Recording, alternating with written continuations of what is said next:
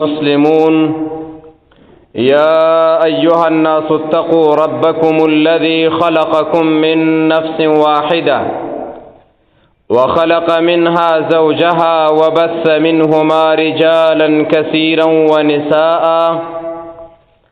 واتقوا الله الذي تساءلون به والأرحام إن الله كان عليكم رقيبا يا أيها الذين آمنوا اتقوا الله وقولوا قولا سديدا يصلح لكم أعمالكم ويغفر لكم ذنوبكم ومن يطع الله ورسوله فقد فاز فوزا عظيما أما بعد فإن أصدق الحديث كتاب الله وأصدق الهدي هدي محمد صلى الله عليه وسلم وشر الأمور محدثاتها وكل محدثة بدعة وكل بدعة ضلالة وكل ضلالة في النار. أعوذ بالله من الشيطان الرجيم. إن تمسسكم حسنة تسؤهم وإن تصبكم سيئة يفرحوا بها وإن تصبروا وتتقوا لا يضركم كيدهم شيئا إن الله بما تعملون محيط. وعن عائشة رضي الله تعالى عنها زوج النبي صلى الله عليه وسلم قالت: قال رسول الله صلى الله عليه وسلم: ما من مصيبة تصيب المسلمة إلا كفر الله بها عنه حتى الشوكة يشاكها. مؤمنانو مسلمانانو ورونو په تیرو خطبو کې دا خبره ذکر شوه چې د رب العالمین یاد ذکر د انسان د الله رب العالمین بهترین بنده دی او د نیک عمل انسانانو دغه عمل دی چې دیو به رب العالمین یادوي. او زما مؤمنانو ورونو ایمان د دوو شیانو نه ساز دی، یو ته ویل کېږي شکر او بل ته ویل کېږي صبر. د انسان دا زندګیم د دوو حالاتو سره مخامخ ده. کله انسان صحتمند وي او روغ وي، مالدار وي، هیڅ قسم مشکلات ور باندې نه وي، او کله کله یو انسان مریض وي او مشکلات وي او قرضونه وي او مصیبتونه، یا د ظالمو انسانانو د لاس نه په د ظلم او یا د کافرو د لاس نه. انسانان هم کله خوشاله او کله خفه وي. دغه وجه ده چې کله الله رب العالمین په یو انسان باندې رحم وکړي او الله رب العالمین په خپل احساناتو کې، نو دا انسان به په دغه وخت کې د الله شکر ادا کوي چې الحمدلله روغ یم، الله را سره ښه کړي دي، الله طاقت او قدرت لري که ما ته مصیبت را ورسوي څوک یې لرې کولی نشي. او د دې په مقابل کې هغه انسان چې هغه ممتحن دی او امتحان پې شوی دی او مصیبتونو کې مبتلا دی، نو دا به الله رب العالمین ته صبر کوي چې یا الله په دې شته باندې زما صبر دی، د نورو نه مې وسات. نو زمونږ نننۍ خطبه ده صبر کول په مصیبتونو باندې. زما مؤمنانو ورونو په ټولنه کې اوس غالبا خلک څوک د مریضتیا سره مخامخ دي او اقتصادي مشکلات خو دومره ډېر دي چې هر سړی د اقتصاد د مشکل سره مخامخ دی. یو عامه دکانداري او یو کس د کور ذمہوار شي وي، هغه نشي کولی چې د کور ضروریات پوره کړي، او ګاونډي نشي کولی چې د بل ګاونډي سره همکار شي، یا د صدقې په شکل او یا د قرض په شکل باندې، ځکه دا مصیبت عام شوی دی. خو زما مؤمن وروره او مسلمان وروره، کله چې الله رب العالمین د تا دپاره په تقدیر کې یو مشکل لیکلی وي، یا ستا د ګناهونو د وجې نه په تا باندې مصیبت راځي، نو دې مصیبت باندې به صبر کې او الله رب العالمین بندگی به کې او د بې صبري به نه کې، جزې پزې به نه کې. ډېر انسانان داسې وي وی الله د پلار نیکنه غریبي ده او غریبي ده، د اخر به کوم ځای ته رسېږي. او یو انسان مریض وي، هغه وی الله همیشه مرضونه دي او دا منګه یو. زما مؤمنان ورونو داسې خبره نه ده پکار. په دې حالاتو کې صبر پکار دی او د الله په نعمتونو کې مستی نه ده پکار، د الله په نعمتونو کې شکر ادا کول پکار دي. دا ما چې کوم آیت ولستلو دا آیت د جهاد او د مؤمنانو او د مجاهدینو سره تعلق لري او موږ به د خپل موضوع مناسب معنی راوباسو الفاظ ان شاء الله تعالی. الله رب العالمین فرمای ان تمسسکم حسنة تسؤهم.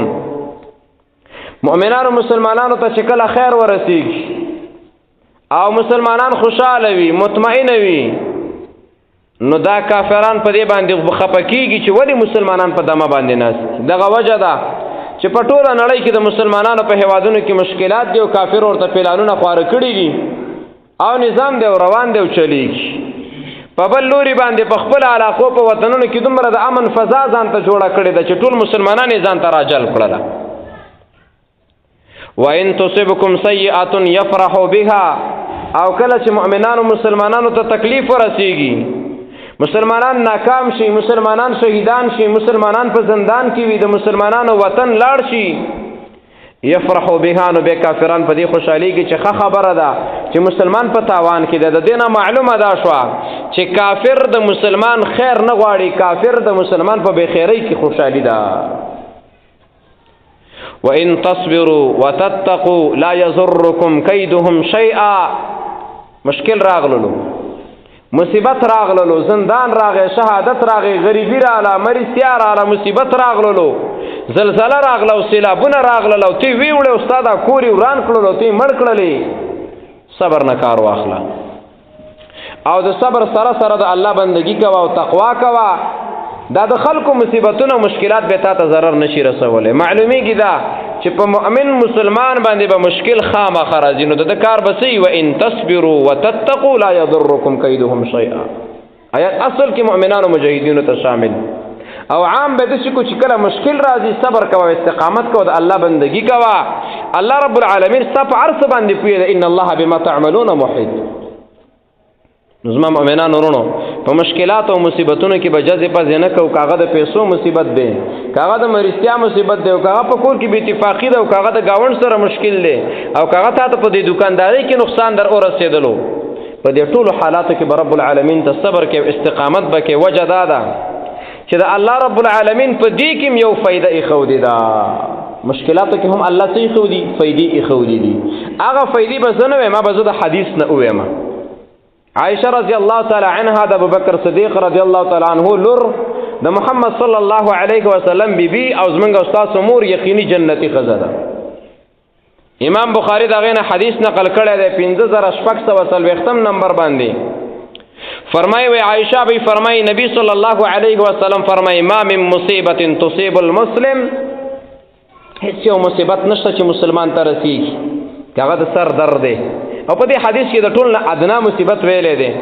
کاغه د غریبۍ مصیبت ده، کاغه د طالب العلم ناکامی ده، کاغه د دکاندار په تجارت کې کمزوری ده، کاغه د گاوند مشکلات. تا ته یو مصیبت نه در رسیږي الا کفر الله بها عنه، بلکې الله رب العالمین د دې مصیبت در رسیدونه ورستا او د مؤمن مسلمان د صبر کولو نه ورستا الله ګناهونه معاف کوي او بخي. اے مؤمنان ورونو مصیبت خو اسم راځي که جزې پزې دې وکړلې نو ستا ګناه الله نه معاف کوي. او که چېرته تا په دې مشکلاتو باندې صبر وکړو، استقامت دې وکړلو، رب العالمین به د تا نه ګناهونه معاف کړي. حتی الشوکة یشاکها، تر دې پورې یوه غنه ده او دې غنې ته وچیچلې. کله کله سړی مزدور وي که نه دیاړي کوي، ګټه راړه وي نو ګټه په غنو کې پرته وي، ګوته کې غنې لاړې شي که لاړې نه شي. باید چې دا جزې پزې ونه کړي چې مړه څومره وخت شم دا ګټې دې ومنګې اړو نه. وی الله په دې حالت هم شکر دی. الله کولی شي د تا نه دا ګوتې پرې کړي. زمیندار دی به پټي کې لګیا دی، فصل ریبي او غنې وچیچلو، دا حدیث ورته یاد دی. وی به یا الله رب العالمین ستا په فیصله باندې زما رضا. زما مؤمنه وروره د مصیبت د وجې نه الله رب العالمین د تا ګناهونه معاف کوي. او داسې مصیبت نه چې کور دې وران شي او سیلاب دې ویسي، نه نه، که معمولي د غني عمره تکلیف هم درشي او ته پې صبر وکړې الله به ورته ګناهونه څه کړي؟ معاف کړي. ورونو ګناه هغه عظیم بوج دی چې تم الله ته وایې چې معاف یې کوه، زه هم چې الله ته یې معاف کړي. نو د ګناهونو اسباب المغفرت کې یو څه شو چې ګناهونه پې معاف کېږي؟ مشکل رسېدل په هغې صبر کول، مشکلات چې رسل صبر کول. یو سړی دی بل هېواد ته لاړو مزدوري کوي. اصل کې دا موضوع ماته یو ملګری، زموږ یو ملګری ډېر یو دینداره انسان دی، هغه ما ته رالیږلی و، هغه تللی و چېرته مزدورۍ ته سعودي ته، شپږ اووه میاشتې هغه ته کار نه میلاوېدلو. ما ته یې دا ووایه وایي ځکه خلک مشکلاتو سره مخامخ دي، صبر برداشت پکې نشته دی، صبر وکړي. الله رب العالمین بیا دغه سره کومه معامله وکړه، هغه زندګي ډېره ناشنا زندګي ده. دغه الله دې نورم ګل لري او ښایسته لري. دا ما دغه په وجه باندې دا موضوع شروع کړې. یو سړی مزدورۍ ته لاړلو، یوه میاشت کېږي او دوه کېږي او درې او پنځه کال او ټک کار درته نه میلاوېږي، څه به کوې؟ بې صبري؟ نه، صبر به کوې. الحمدلله په صحت روغ یم که نه، الله به سبا کار راکړي. که ډېرې نه وي الله به لږې راکړي. خیر دی، قرض دی په ډېرو خلکو راځي، الله به زمانه ادا کړي که نه. د دې وجه نه قرض چې اخلی په دې نیت اخلی چې دا به خلاصومه. نبي صلی الله علیه وسلم په یو حدیث کې 3 کسان ذکر دي. یو دا چې قرض سړی ده په دې نیت والی چې خلاصوم به الله به توفیق درکوي. دویم ځوان دی نکاح د دې وجه نه کوي چې ګناه کې مبتلا نشم، الله به د واده توفیق ورکوي. دریم هغه مجاهد چې جهاد یوازې د رب العالمین دپاره وي، د بل چا دپاره نه وي، نه ښکاره د بل چا دپاره او نه پټ د بل چا دپاره. نو زما مؤمن وروره که ته غریبي کې، مشکلاتو کې، مسافرۍ کې، دیاړي کې او کار درته نه میلاویږي او ناستې صبر کوه، د رب العالمین سره تعلق جوړ کا. مؤمنانو ملګرو ته چې دعا درته وکړي، د الله رب العالمین نه مه امیده کېږه او دا کوم صبر چې کوي په دې الله ګناهونه معاف کوي. نو مصیبت د نبی صلی الله علیه وسلم حدیث، ما من مصیبت تصیب المسلم الا کفر الله بها عنه حتى الشوکة یشاکها. یو مصیبت نشته بکل که رب العالمین د انسان ګناهونه پې معاف کوي تر دې چې یو غنه تا ولې ونه چیچي. نو زما مؤمنانو ورونو په مصیبت کې به د رب العالمین نه صبر کوو. نبی صلی الله علیه وسلم صحابي دی صهیب رضی الله تعالی عنه، هغه د رسول الله نه حدیث نقل کړی او دا حدیث امام مسلم نه موږ نقل کړی. فرمای رسول صلی الله علیه وسلم، عجبا لامر المؤمن، عجبا لامر المؤمن، تعجب دی، حیرانتیا ده د دې مسلمان کار ته چې سړی ګوري سړی حیران شي. څنګه حیران شي؟ ګوره ورته، ان امره كله خیر، د هر کار کې خیر دی. د مؤمن مسلمان په ګټه کې خیر، د مؤمن مسلمان په تاوان کې خیر، د په واده کې خیر، د په مرګ کې خیر، د په مریضتیا کې خیر، د په صحت کې خیر، د په ملګرو کې ناسته خیر دی، په زندان کې بند دی. په هر حالت کې مؤمن مسلمان لا ګټه ده، فایده ده، خیرونه دي او د فواید دي او دا ورله الله لیکلي دي. دا د الله نبی فرمایي، زه نه فرمایم. عجبا لامر المؤمن، د مؤمن مسلمان کار ته زه حیران یم چې کوم کار دته متوجه کېږي د پکې فایده ده. وليس ذلك لأحد إلا للمؤمن. خدا معامله الله د بل چا سره نه کوي بلکې مؤمن سړي سره کوي. ما چې دا حدیث لیکلو ما ویل د ځان نه مؤمن جوړول پکار دي. هر سړی مؤمن نه دی، کلمې والا هر کلمې والا مسلمان دی، خو هر کلمې والا مؤمن نه دی. ګوره ورونو دا لکه خواري غواړي. نو دغه فیصله د مؤمن مسلمان د پاره ده. څنګه فیصله؟ ان اصابته سراء شکر فکان خیرا له. ان اصابته سراء، که چیرته د مؤمن مسلمان ته، وعلیکم السلام، د مؤمن مسلمان ته خیر ورسیږي، خوشحالي ورسیږي، پیسې وګټي، الله سامان ورکی، الله کور ورکی، گاړه ورکی، مختلف قسم نعمتونه د رب العالمین دی او الله د سره یو نعمت ښېګړه وکړه ورې کړلو، دا را اولګېده او دا نعمت د خپلو مټو کمال ونه ګڼلو بلکې شکره د الله شکر ادا که فکان خیر الله، ده کې د خیر دی. تله الله ښه درکړي، ښه یې د سره کړي، ته چې الحمدلله یا الله ما سره دې ډېر ښه وکړله، چېرته زه او چېرته ستا نعمتونه، الله ډېر شکر دی یا الله، زه خو د دې مستحق ام نوم تا ما سره احسان وکړو. دکې الله رب العالمین د تا نه راضي کېږي، ستا ایمان د کمال والا ایمان جوړېږي، ته شاکر انسان جوړېږي، رب العالمین ته خوښېږي، ته په تا کې د انبیا علیهم الصلاة والتسلیمات د شکر صفت پیدا کېږي. په دې کې ستا څومره خیر دی چې تا خپلو مټو ته ونه کتل او دا نعمت دې چا ته منسوب کړو؟ رب العالمین.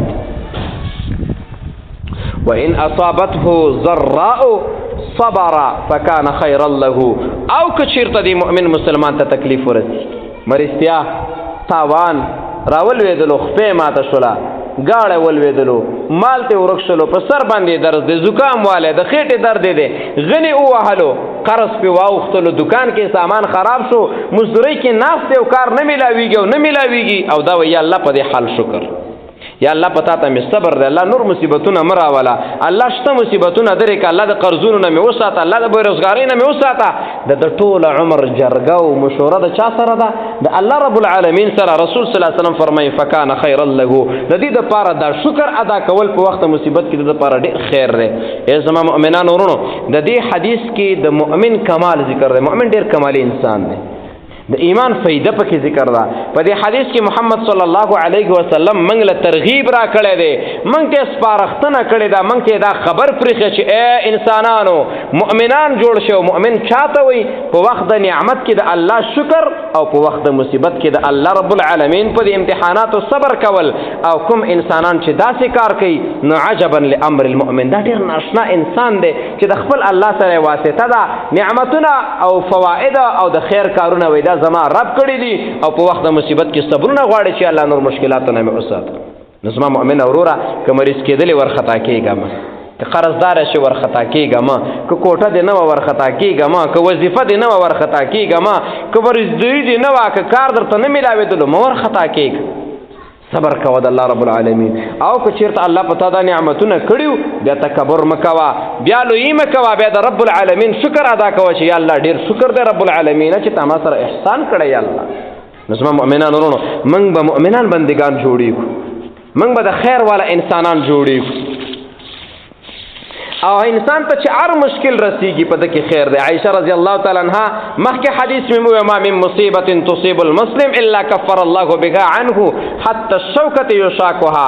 او دا بل حدیث دا امام مسلم رحمه الله راوړی د عائشه رضی الله تعالی عنها نو فرمایي لا تصيب المؤمن شوكة فما فوقها الا قص الله بها من خطيئته. هیڅ یو مصیبت انسان ته نه رسیږي مؤمن مسلمان ته. یا یو غنه لا تصيب المؤمن شوكة، یو غنه مؤمن مسلمان نه چیشي، یو ازغه د مؤمن مسلمان په بدن کې نه ورځي فما فوقها، یا د ازغینه مخکته شي. ازغینه مخکته شي پیژنې؟ کله کله سړی للمه کې رواني که نه میږی دې په دې جامو کې نه نوځي نو الله الله وی وی چې چلم ته ګوره څه دی نو هغه سور باریک میږی وي. داسې کېږي که نه کېږي؟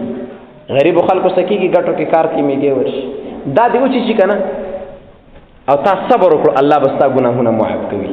ماشي وچیچلي نو کنځلې به نه کې ردې بدې به نه وې، بس صبر صبر استقامت، بس دا الله رب العالمین په تقدیر کې لیکلی او ما نه به کومه خطایي شوي.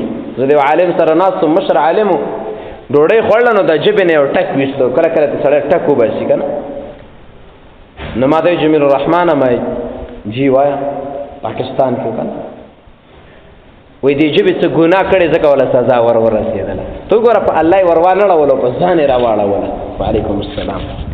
نو زما مؤمنان ورونو الله رب العالمین د هغه انسان چې مصیبت ورته ورسېږي اگر که د غني چیچل ولې نه وي، اگر که د یو میږي ټونګه ولې نه وي، اگر که د یو ماشي چیچل ولې نه وي، اگر که ستا په دې سترګو کې دوړه لګېدل ولې نه وي، او تا په دې باندې صبر وکړلو الا قص الله بها من خطيئته. رب العالمین د دې انسان نه د ده دا ګناه داسې لرې کړي لکه ویښتان چې ته په دې بلیډ باندې په پاکي باندې لرې کوي. نو په وخت د مصیبت کې صبر نه کار اخیستل پکار دی، استقامت کول پکار دی، خصوصا دیندار خلک، دعات ملګري، عالم قاری تبلیغي ګیری والا مسلمان دکاندار په وخت د مصیبتونو کې به سخت احتیاط کوي. ګوره جزې پزې به نه کوي، چاته به خامخا لاس نه اوږدوي چې څه راکړه د ولکې نه مړ شومه، لږ دومره صبر خو وکړه که نه چې ولک خو قرضداره شي که نه. ډېر خلک قرضداري دي، ته دې هم قرضداره شي. سمدس په دا نه کوي چې څه به کوو، بیا به دې الله څه به کوو دې ته به دې حواله کړي. د دې مصیبتونو په وخت کې د صبر ډېر ناشنا فواید دي. یو د مصیبت په وخت کې دعا ویل د نبی صلی الله علیه وسلم طریقه ده، او دویم د صبر نه وروسته رب العالمین تا ته په دنیا کې د دې بدله درکوي. لکه تا ته تکلیف ورسېدلو، قرضداره شو، بچی دې مړ شو، کور دې ورغښتلو، گاړه دې ولوېدلو، مریض شولې، او تا صبر وکړو. په دې صبر په وخت کې د رسول صلی الله علیه وسلم نه پاتې دعا دې وویله، رب العالمین به تا ته په دنیا کې د دې مصیبت نه وروسته خامخا خیر در رسوي. خامخا دا د ایمان سره تعلق لري. ګورئ ام سلمہ رضی الله تعالی عنها دا د نبی صلی الله علیه وسلم بیبی د کونډې اغوستې وه. د دې نه حدیث نقل له امام مسلم رحمه الله راوړی 913 نمبر باندې. دا فرمایي ما د محمد صلی الله علیه وسلم نه یو حدیث اورېدلی و، سی ویله ما من عبد تصیبه مصیبة، هیڅ یو بنده داسې نشته چې مصیبت ورته ورسیږي او د مصیبت د رسېدلو سره سمدس دا انسان وایي انا لله وانا الیه راجعون. موږ رب العالمین پیدا کړیو، رب زمونږ مالک دی او زمونږ خالق او زمونږ مدبر دی. الله کولی شي چې ټول نعمتونه را ورسوي، د کومې ګناه او د خطا د وجې نه یا د تقدیر د قلم د لیک د وجې نه مصیبت راغللو جزې پزې نه کوم، بس د الله یما، الله به رانه سا وباسي، د الله مخې له به ورځمه، د الله ټولې فیصلې په ما کې چلیږي او زما هېڅ قسمه فیصله د رب العالمین په مخ کې د چلېدو مستحقه نه ده. انا لله وانا الیه راجعون. اللهم اجرني فی مصیبتي واخلف لي خیرا منها.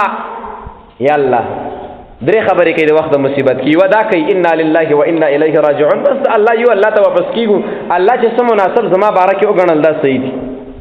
دویم الله ته عریضه کوي اللهم اجرني فی مصیبتي. یا الله رب العالمین مصیبت راغللو ما انا لله وویلله، الله ماله اجر راک، الله ماله په دې صبر باندې ثواب راک. کله کله صبر وکړي او ثواب تمه به دیني دینه معلومیږي دا په وخت د مصیبت کې صبر سره سره به ته به د رب العالمین نه د ثواب تمه لري او دا ثواب به د الله نه غواړي. ورونو ګورئ چې ماته متوجه شي ښه، په وخت د مصیبت کې به څو کارونه کې؟ درې کارونه. انا لله وانا الیه راجعون، الله ته تسلیم یم، بس سلنډر چې ته څه کوې په ما کې زه تابعدار یم. دویم به د الله نه د ثواب تمه او د ثواب غوښتنه کوي، الله مال اوس ثواب راکنه، اجر راکنه، مصیبت راته ورسېده. او دریم به د الله رب العالمین نه د ثواب نه غیر په دنیا کې دغه نعمت چې د تا نه واغستلو صحت دی او مال دی د دې په مقابل کې به بل نعمت هم غواړي. مصیبت کې به څه شی نه کوو؟ درې. انا لله وانا الیه راجعون، الله تسلیم یم، بس چې څه وې زه تابعدار. خو الله یو عریضه ده، اللهم اجرني فی مصیبتي، یا الله رب العالمین په دې مصیبت کې راته خیر ثواب واچوه، بدله راله ښه راکړه. دریم نمبر واخلف لي خیرا منها، او الله یو بل نعمت راله راکړه چې د دې مخکیني نه څه وي غوره وي. د دې درې واړو خبرو نه یوه فایده را ورسېدله، ته به په الله ډېر سخت اعتماد کې، سخت باوري به پې. سړی چې قرضداره شي و زه مړه پلان کې خیخ نه به پیسې راوالم، هغې ډاډمني که نه؟ زمونږ د علاقه کې سړی مریض شي د شپې زه مړه خو پلان کې خان ته به زنګ وم او به مې رسوي. دا د دنیا اسباب دي او صحیح دي، په دې کې کوم مشکل نشته دی، لیکن ایمان کې یوه خبره دغه من کې کمزوري ده. هلکه چې مصیبت راغی څه به کې؟ الله شته که نه؟ هلکه معاش نشته څه به کې؟ الله شته که نه؟ هلکه ته خو 5 میاشتې ناست او کاروبار دی نشته څه به کې؟ الله شته که نه؟ نو ته قرضداره شوې، د الله به قرض خلاصوي که نه زما؟ الله زما قرض خلاص کا، الله مال اجر راکا، الله زستا یما، الله ما کې ستا پیسې ټولې چلیږي. نو دغه زما مؤمنان ورونو په وخت د مصیبت کې رسول صلی الله علیه وسلم فرمایي ما من عبد تصيبه مصیبه، هیڅ یو انسان داسې نشته چې مصیبت دی ورته ورسیږي او بیا دا وایي انا لله وانا الیه راجعون، زه د الله رب العالمین فیصلې په ما کې چلیږي او زه به ورځمه. اللهم اجرني فی مصیبتي، یا الله رب العالمین په دې مصیبت کې اجر او ثواب راکا، برداشت راکا، واخلف لي خیرا منها، یا الله د دې نعمت نه چې د ما نه دی واغستلو زما د خطا د وجې نه او د تقدیر د قلم د وجنه رب العالمین د دې په بدله کې ښه شی راکړي. دا حدیث نبی علیہ السلام وویل، ام سلمې څه کړلو؟ وایي اورېدلو. کېدای شي لکه تپوس وکړم چې ام سلمې حدیث کې څه وه او فایدې څه راووتې.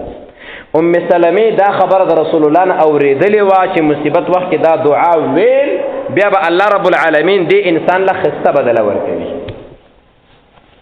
ایسته د دې ام سلمې خاوند مړ شو،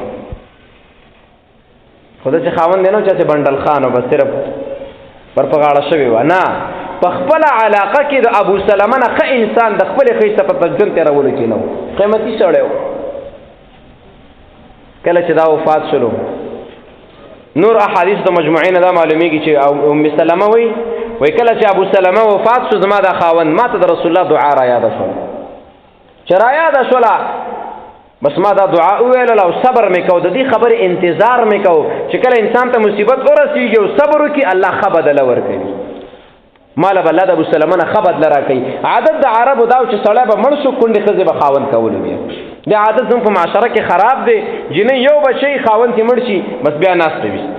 دا غلط عادت دی، که پلار یې کوي که جینۍ کوي او لا یو بل شی پکې راوتی دی. پښتو اسلام بیخي یو شی دی، ما د قرآن چې بیخي جدا دی، که نه مالې راشه رواجونه دې درته وویم. هغه غریبه چې بیا مېړه کې لکه لیورونه چاته پرېږدي ووایه که نه نه پرېږدي. دا موږ حاجیان هم یو، تبلیغیان هم یو، حنفیان هم یو، وهابیان هم یو، مولیان هم یو، مفتیان هم یو، خو خو رواج کې سره د سړي ځامن دی بیا الله به خپل کار کوي قرآن به خپل کار کوي مولا به مولي چې بس پردي کار کې کار مه لره که چېرته داسې پېښه په کلي کې شوې مولا خبره وکړه او موږ یې یاد کړو نو دا تا یادوم که نه چې تا یاد نه کړې چې پیریا ته خو نه یم لګې نو هغه به نه ورکوي یو مشکل او یو مصیبت او ځان یې په شرم ککړ کړی وي سل کارونه به د بېغیرتۍ وي دا د بېغیرتۍ کار ورته د غیرت ښکاره شي داسې کار مه کوه دا غلط کار دی څه ورځې مخکې خو به پې جنګونه و ځکه هلته وروسته څه روپاټۍ را روانې وي که نه موږ په وخت کې هم ویلي اوس هم ویو سبا یې بیا هم ویو زما مؤمنه وروره دا زنانه کونډه شوله او عادت د دې دا چې کله به عدت پوره شولو نو د عدت نه وروسته به یې خاوند کولو اوس ابو سلمه وفات شو ام سلمه وایي ما ته خو مصیبت د دې خاوند را ورسېده او داسې ښکلی مزېدار اخلاقي انسان په دې علاقه کې بل هلک نشته چې ما واخلي اوس به فیصله څه کېږي یو خبره د پیغمبر دروغ کېدلی نشي وی کله چې 4 میاشتې او 10 ورځې پوره شو نبي صلی الله علیه وسلم د ټولو انسانانو سردار زمونږ د رب العالمین د ذات نه وروسته په ټولو کائنات او مخلوقاتو کې داسې قیمتي انسان نشته دی د دنیا ټول سره زر او سپین را جمع کا محمد صلی الله علیه وسلم ته نه رسېږي وی دا راته ویل ام سلمې غواړم چې زما او ستا په منځ کې څه ژوند شي نو ام سلمه خپله فرمایي الا اجره الله فی مصیبته نبي صلی الله علیه وسلم فرمایي چا دا دعا وویله الله به بدله ورکي الله به صبر استقامت ورکي الله به ثواب ورکي واخلف له خیرا منها او د دې په مقابل کې بوله غوره نعمت ورکي قالت توفي ابو سلمه نو دا ام سلمه وی کله چې مې دا خاوند مړ شو قلت كما امرني رسول الله صلی الله علیه وسلم بس نبی علیه السلام ما ته کومه خبره کړې ما په عمل وکړ د دې حدیث نه دا معلومیږي چې نبی صلی الله علیه وسلم د ابو سلمه مریض یا څو رسول الله ورته چې دا دعا وکړه په وخت مصیبت کې او یا ته دا معلومیږي چې نبی صلی الله علیه وسلم خپل شاګردان نارینه او زنانه داسې روزلي وو چې کوم کارونه به راتلله نو شرعي چوکاټ کې ورته دعاګانې ښودلې وی کله چې ابو سلمه وفات شولو ما اقا دعا ویلا کما چې رسول صلی الله علیه وسلم فرمایلی سی ویلا انا لله و انا الیه راجعون اللهم اجرني في مصیبتي واخلف لي خيرا منها فاخلف الله لي خيرا منه الله مال د ابو سلمه په بدله کې د ابو سلمه نه ښه نعمت راکړو هغه څه دی رسول الله صلی الله علیه وسلم زما مؤمنان ورونو په دې حدیث کې زما استاد لپاره فائدہ ده زما استاد لپاره مصیبتونه دي مشکلات دي تاوان دي قرض دي د دکان کاروبار خرابېدل دي نور مختلف امتحانات په انسانانو باندې راځي د چا ورور مړ کېدل د چا خاوند مړ کېدل د چا ښځه مړه کېدل دا مختلف مراحل دي خو اقتصادي او د رفو مشکل هر چاته متوجه دي نو ته به دا دعاګانې ډېرې وې دا یادې کا وروسته قلم کاغذ راوړه مولي صاحب هغه دعا ماته ولیک او په دې باور او یقین وکړه کم ناس کم د ښځې عمره یقین خو پې وکړه که نه نو زما مؤمنان ورونو په وخت د مصیبت کې به چا ته متوجه کېږو رب العالمین ته به متوجه کېږو الله ته به تسلیمیږو د الله نه به دعاګانې غواړو او په دې الله به مکلک اعتماد وي چې زما رب العالمین به ما چېرته هم نه خرابوي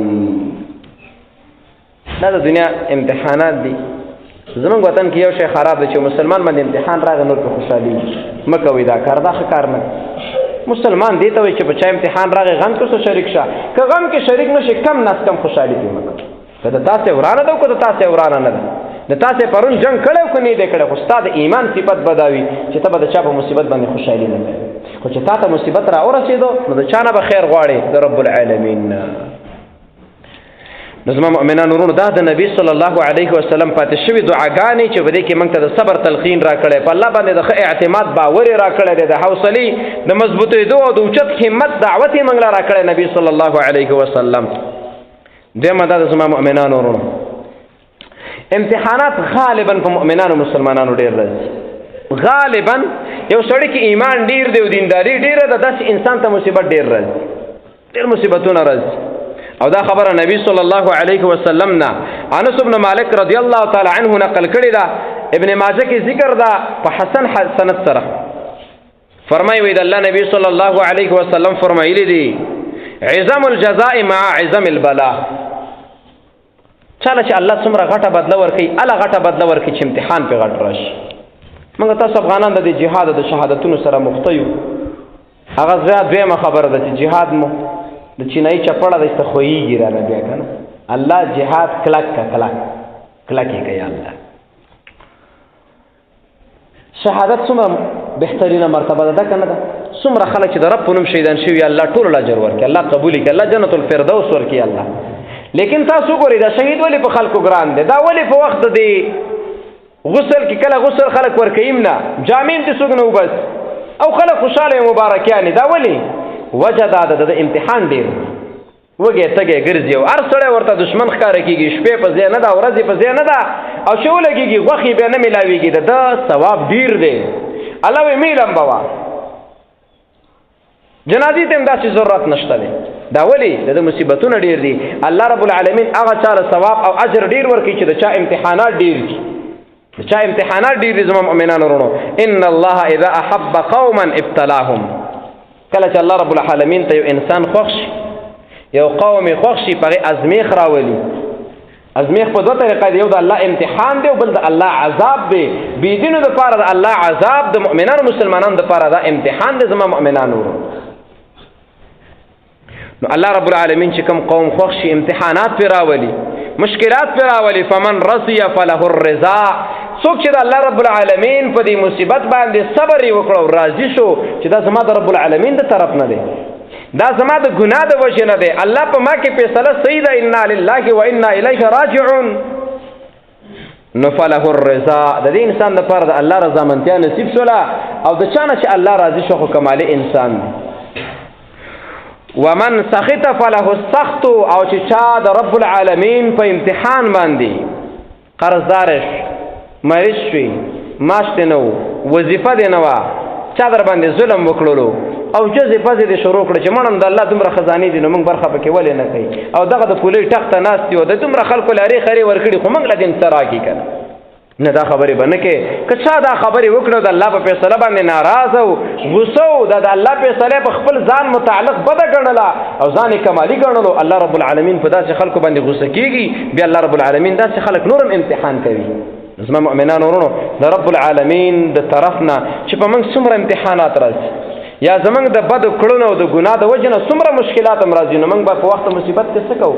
صبر به کوو، او په وخت د نعمت کې به څه کوو؟ شکر به د رب العالمین ادا کوو. شکر د عام د دنیا معمول دا دی چې سړی په یو وظیفه باندې وي، په یو کار باندې وي، په یو جاب، په دکاندارۍ، ګاډي وغیره کې وي، نو بس زندګي روانه، او که نه وي هله نو سړی د ولږې نه مړ شو، داسې یو قصه روانه شي. دا امتحان په ما راغلی دی ولله الحمد. پرون نه نن ښه یم. پرون چې مې چاته ویل که قرض دې په کار نه 500 روپو پورې وینا کوه، نن که د 10 پورې په کار ماته وي، خو 2 ورځې مخکې شرکې پیدا کړه. دا ولې؟ استقامت کو بس رب العالمین په من کې فیصله صحیح ده. موږ د الله غلامان یو، موږ د الله بندګان یو. هغه الله چې دا دومره سیستم او بدن جوړ کړی، حق رب العالمین هغه به خامخا مړی را کوي، هغه به خامخا جامه را کوي. ها زه به خامخا د رب العالمین بندګي کوم. زما رب العالمین ډېر اعلی رب دی، سپو له رزق ورکوي، ځناورو له رزق ورکوي، کافرو له رزق ورکوي. هغه مسلمان چې د رب العالمین په مخ کې الله ته جزې پزې کوي، ولې به الله رزق نه ورکوي؟ کله کله د امتحان د وجې نه ولې محمد صلی الله علیه وسلم په خېټه پسې ګټې نه وي تړلې. نو په باب د دعوت کې چې څوک مصروفه وي، عالم چې څوک دی، څوک چې بچی مدرسې ته لیږي، په دې نیت به نه لیږي چې بلډینګونه به جوړوي. ټیک ده، بلډینګونه به د سلیمان علیه السلام شانتې راشي کله امتحانا، خو غالبا به ته ګټې د جنګ خندق په شانتې په خېټې پسې تړې، که نو ملاتوب مه کوه، بل کار کوه. نه دې نه کېږي مؤمنانو ورونو. نو په وخت د مصیبت کې به د رب العالمین په دې امتحاناتو څه کوو ورونو؟ صبر به کوو، استقامت به کوو. د دې صبر د وجې نه به زموږ رب العالمین موږ ته رضا میلاویږي، او الله رب العالمین به د مصیبت په بدله کې ډېر ښه نعمتونه موږ له راکړي. رب العالمین دې موږ او تاسو د مصیبتونو نه وساتي. الله دې موږ او تاسو د درنو قرضونو او د درنو مرضونو نه او د ظالم د زور نه وساتي، د زلزلو، د سیلابونو نه، د کور د ړنګېدلو نه دې الله رب العالمین موږ او تاسو وساتي. الله رب العالمین ته دعاګانې کوئ. زما مؤمنانو دې خپل الله نه غواړئ چې الله د دې مشکل نه مې بچ کا او دا نعمت راته راکا، په دې باندې رب العالمین ډېر راضي کېږي. او هغه حدیث مې درته وویلو چې نبی صلی الله علیه وسلم فرمایي مصیبت چاته ورسېده انا لله و انا الیه راجعون ویلو، الله رب العالمین نه دعاګانې غوښتلې او په الله یې صحیح باور و، رب العالمین به داسې بدله ورکړي لکه چې موږ چې ام سلمې له ورکړې وه. نو په وخت د مصیبت کې به جزې پزې که صبر، استقامت، گزاره، که دا مرض دی او که دا قرض دی او که هر څه دی، رب العالمین دې په دې خبرو باندې ماله او تاسو مؤمنان ورونو له د عمل کولو توفیق درکړي. وصلی الله